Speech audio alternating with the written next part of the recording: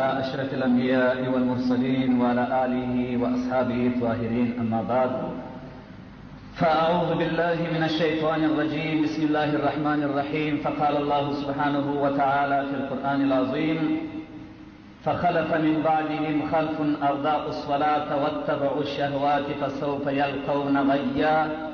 صدق الله العلي العظيم. د وعدې سره سم چې په تېر اوته کې ما و تاسو ته وویل چې د لمانځه د پرېښولو په هکله باندې او د هغه څه چې لمونځ نه کوي فرضي لمونځ ضایع کوي او یا د جماعت لمونځ نه کوي په دې هکله په کتابو کې چې کوم عذاب د دوی لپاره مقرر دی هغه نن تاسو ته تشریح کوم. خو تر ټولو مقدم د رب العزت د قرآن عظیم الشان د دې آیاتو ترجمې او تفسیر ته متوجه سئ.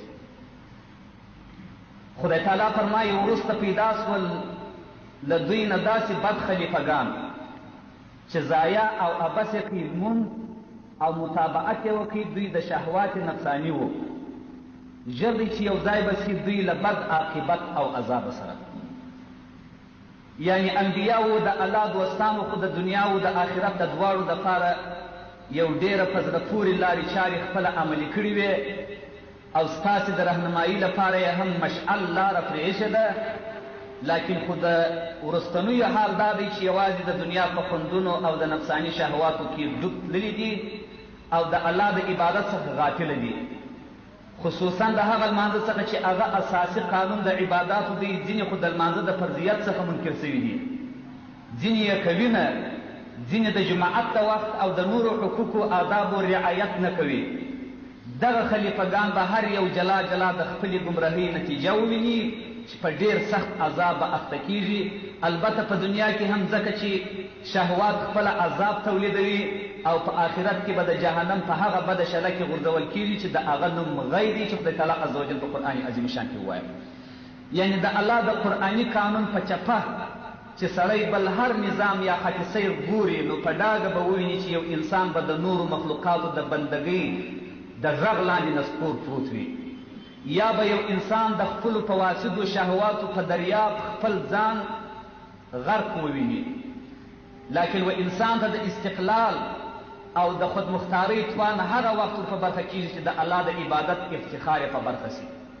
او د الله د احکامو ځلانده لمر یې د خپلې زندګۍ په ټولو اړخونو رڼا کې هم ځکه چې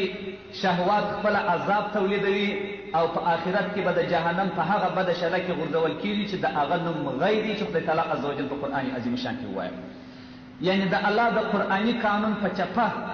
چې سړی بل هر نظام یا خط سیر ګوري نو په ډاګه به وویني چې یو انسان به د نورو مخلوقاتو د بندګۍ د غږ لاندې نسکور پروت وي، یا به یو انسان د خپلو فواسدو شهواتو په دریاب خپل ځان غرق وویني. لکن و انسان ته د استقلال او د خودمختارۍ توان هغه وخت په برخه کېږي چې د الله د عبادت افتخار یې په برخه سي او د الله د احکامو ځلانده لمر یې د خپلې زندګۍ په ټولو اړخونو رڼا اچولې وي. نو حتمي خبره ده چې پسمانده خلک دې د انبیاو پیروي او متابعت وکړي چې د دوی آینده روښانه سي او د دنیوي و آخرتي تکالیفو څخه امان ومومي. وقال نبی صلی الله علیه و آله وسلم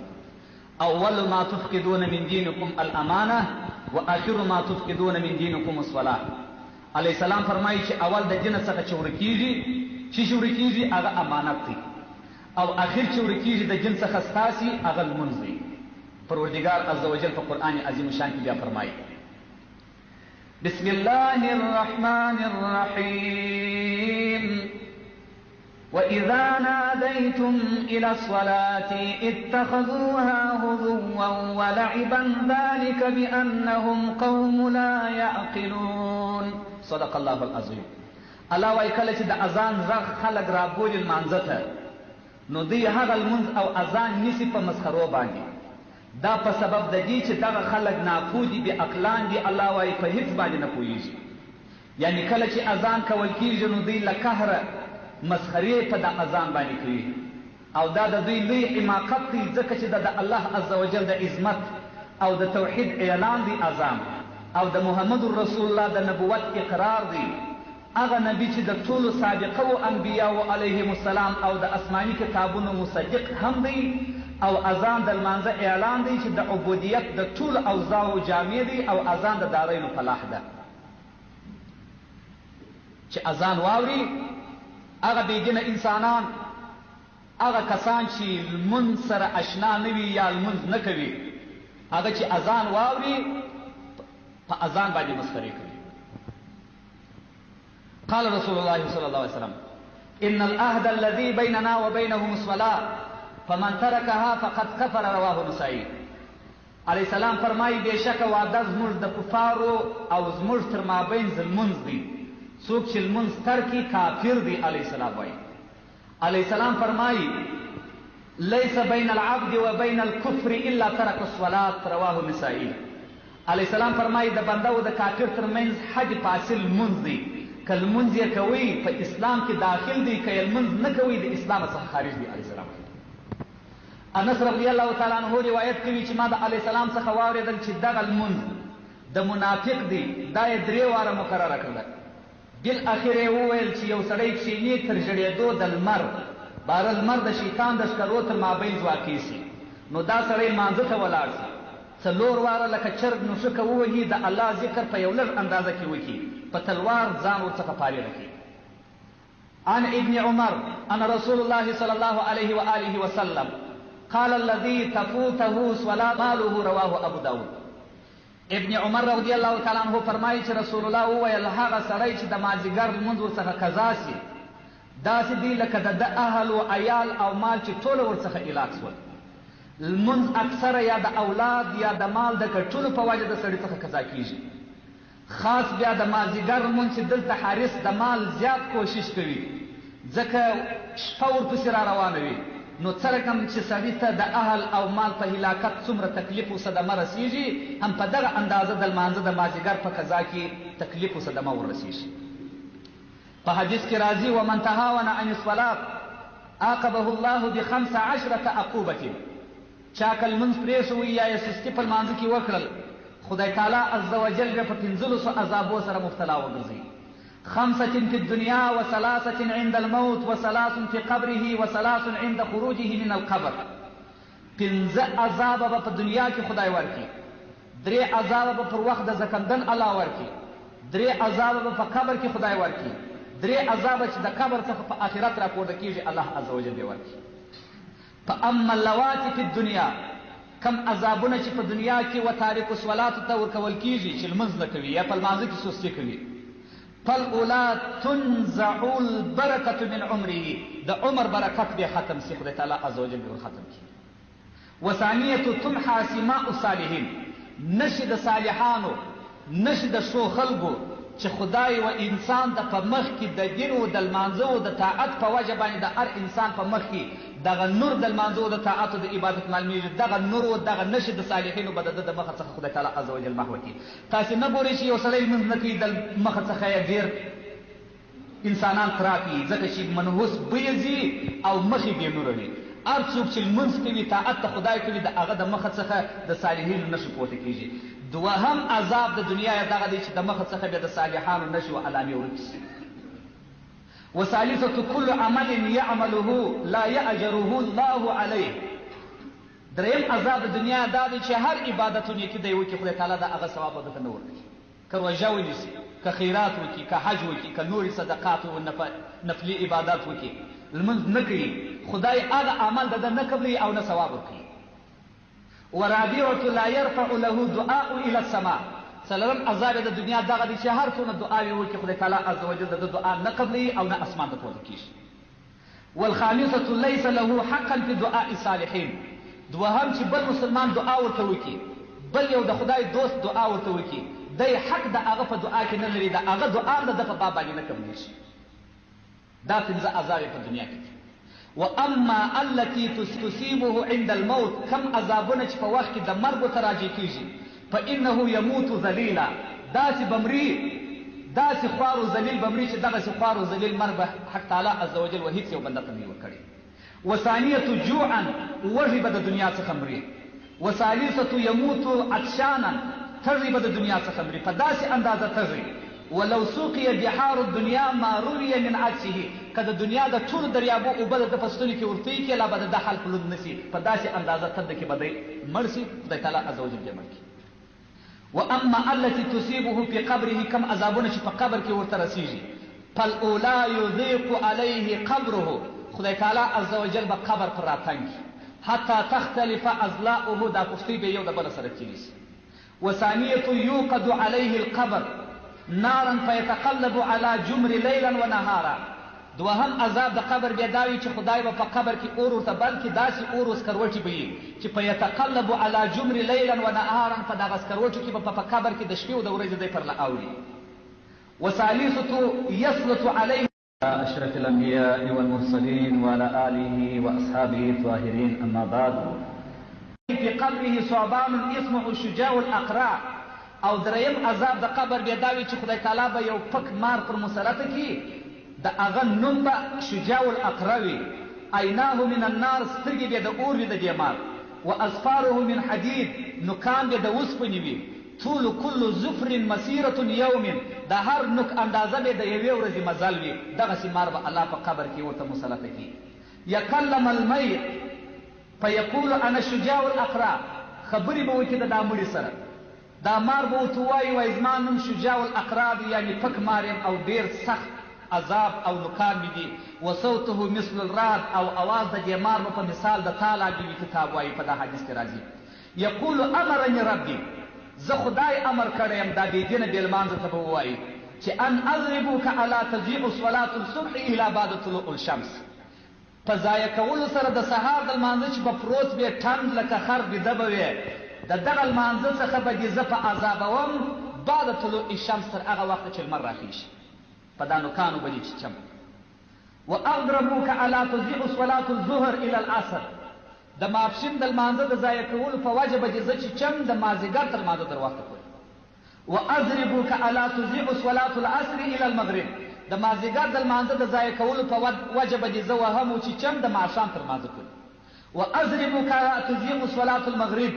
الى العشاء، د ماښام د لمانځه د وخت څخه به دې زه چیچم وهم د ماخوستن د لمانځه پورې چې تا د ماخوستن لمونځ نه کاوه.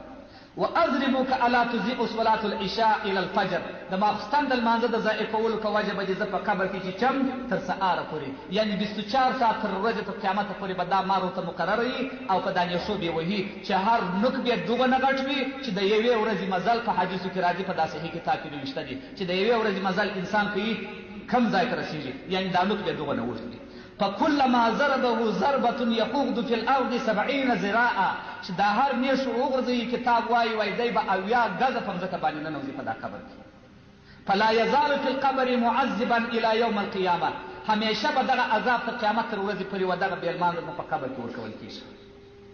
واما التي تصيبه عند خروجه من القبر، کم چې بعد قبر څخه عذاب ورته متوجه کېږي في موقف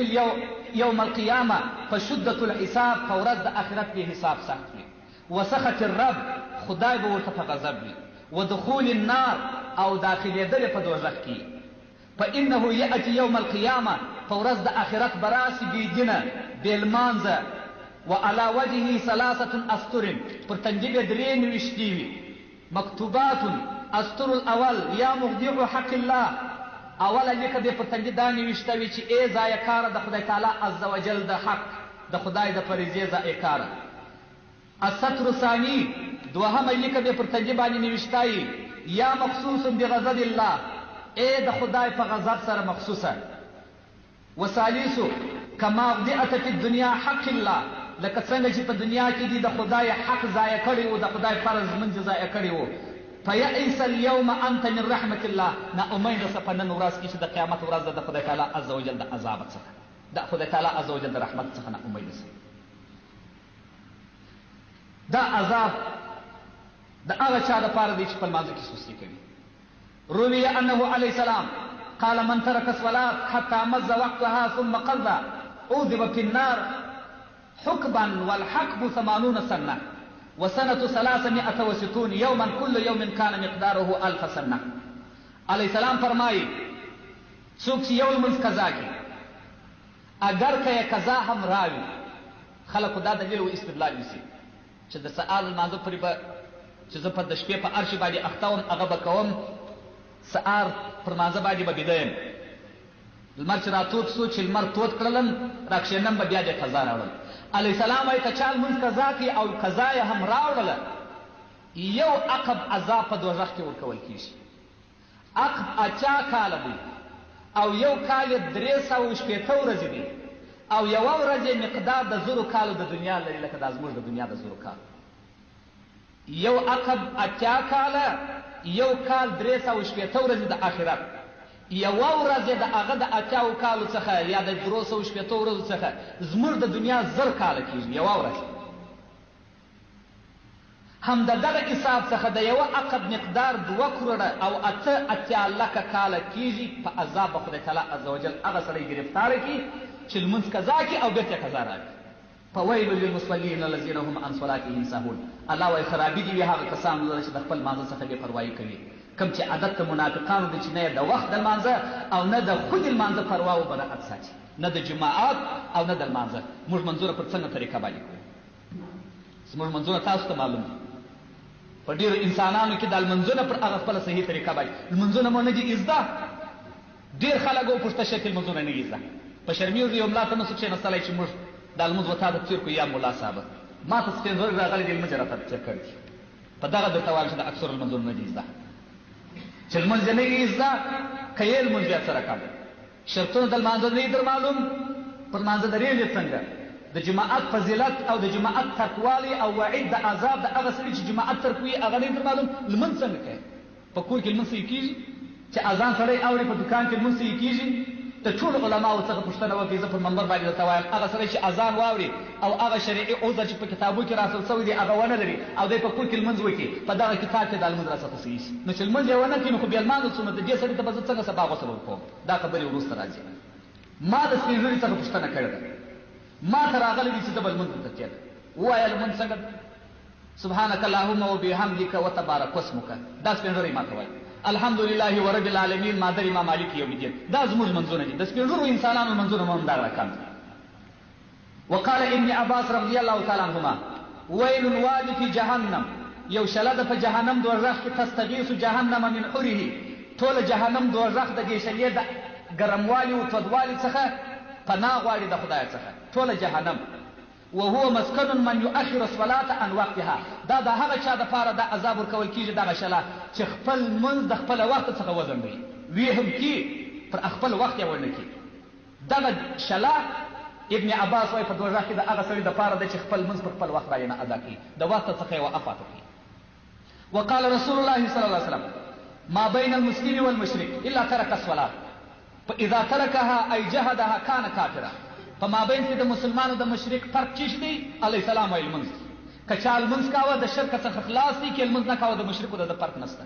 کم چا که پرېښوي لمونځ او کوشش د لمانځه په پرېښولو سره وکړي علیه السلام وایي کانه کافره دا سړی کافر دی ایمان نه لري وقال النبي صلى الله عليه وسلم اذا ترك الرجل فريضه واحده متعمدا كتبه اسمه على باب النار علیه السلام وایي که چا یو سړي پرېښوي یو فرض د خدای په کسره د ده نوم به پر دوزخ پر دروازه باندې خدای تعالی عز وجل ولیکي فلان لابد له من دخول النار خدای به د دوزخ په دروازه دا ولیکي چې دغه سړی چاره نه لري چې به دغه دوزخ ته داخل نه شي وعن ابن عباس رضی الله تعالی عنه قال قال رسول الله صلی الله علیه وسلم قولوا اللهم لا تدع فينا شقيا ولا محروما دغه خواست کوي چې خدای شقي او محروم یې مګر ځای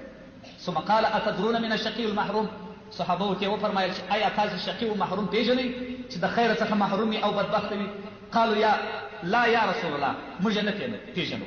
قال الشقي والمحروم تارك الصلاه شقي او محروم علیه الصلاه والسلام وايي پرېښوونکی د لمانځه چې لمونځ نه کوي لانه لا حظ له في الاسلام بې لمانځه سړی په اسلام کې حصه نه لري وقال رسول الله صلی الله علیه وسلم تارك الصلاه على صحته لا يقبل الله توحيدا ولا امانه ولا صدقه ولا صيام ولا شهاده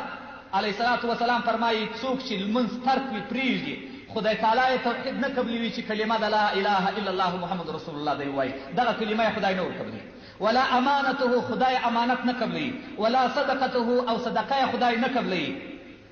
ولا صيامه روشه خدای نه قبلي ولا شهادته کلمه د شهادت خدای نه قبلي وقد تبرأ الله منه والملائكه والمرسلون خدای او د خدای ملائکه او انبیاء علیهم السلام ټول دغه بیلمان څخه بیزار دي الیاذ بالله. وقال النبي صلى الله عليه وسلم تارك الصلاة على صحته لا ينظر الله إليه ولا يزكيه وله عذاب أليم. علیه السلام وایي که چا لمونځ پرېښوی خدای تعالی به په ورځ د آخرت و ده ته په نظر د رحمت ونه ګوري او نه به خدای دی پاکي وله عذاب علیم ډېر درناک عذاب په ورځ د آخرت ورته مسلط شي. وقال النبي عليه السلام اشر من امتي يسخط الله عليهم لس انسانان دي زما په امت کې چې خدای په دنیا او په آخرت کې په هغو باندې غضب کړی او هم غضب پر نازل شي. يوم القيامة ويأمر الله بهم إلى النار وجوههم عظام بلا لحم. خدای تعالی به په ورځ د آخرت و اوته د دوزخ غضب پر نازل شي. يوم القيامة ويأمر الله بهم إلى النار وجوههم عظام بلا لحم. خدای تعالی به په ورځ د آخرت و اوته د دوزخ امر کوي. وجوههم عظام بلا لحم. په مخانه کې به یوازې اډوکې معلومیږي غوښ بیا د مخانه نه وي. فقیلو یا رسول الله من هم؟ صحابه و عرض وکړي چې دا لس کسان څوک دي؟ ای رسول الله خدای